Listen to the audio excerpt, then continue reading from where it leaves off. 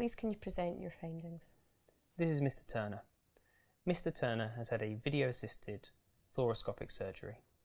The physical signs are 3 scars on the left chest wall, including a 10 cm transverse incision on the lateral chest.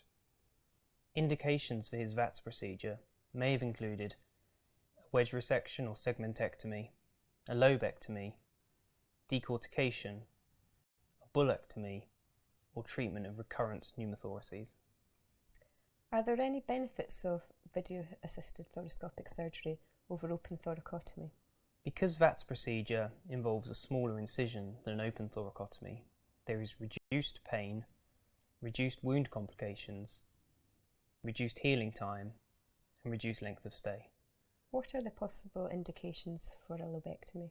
The main indication for a lobectomy would be lung cancer. Other indications would include an aspergilloma, TB, a lung abscess. How would you investigate a patient that had a suspected lung cancer after taking a history examination and performing a chest radiograph? Having taken the history and examination and performed a radiograph, my next investigation would be a staging CT of the thorax, abdomen and pelvis. Having undertaken this, I would want to get a tissue diagnosis. This may involve a bronchoscopy and direct sampling, a bronchoscopy in EBUS, or potentially CT-guided biopsy. Having undertaken these investigations, if there was a potentially curative option for this patient, I would want to do functional imaging with a PET-CT before working up the patient for surgery. How might you work up a patient for surgery, i.e. assess their potential fitness for surgery? Aside from a full history and examination, important investigations would include full lung function tests, including transfer factor assessment. It would also be important to send the patient for cardiopulmonary exercise testing. If you were to be performing a lobectomy in a patient, what FEV1 would you want the patient to have? To have a good chance of a good outcome from a lobectomy, I would hope that the patient has an FEV1 of at least 1.5. And for a pneumonectomy? For a full pneumonectomy, I would want the patient to have an FEV1 of at least 2. Do you know of a VO2 max threshold which offers a better post-operative prognosis for the patient?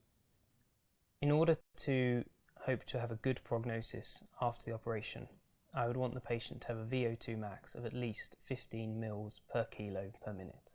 Tell me about the different histological cell types of lung cancer. Lung cancer can be broadly classified into 2 groups. Small cell lung cancer, which accounts for approximately 20% of presentations, and non-small cell lung cancer.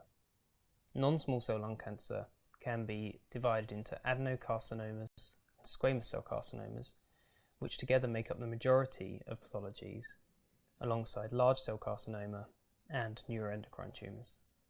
How do the treatment options differ for small cell and non-small cell lung cancers?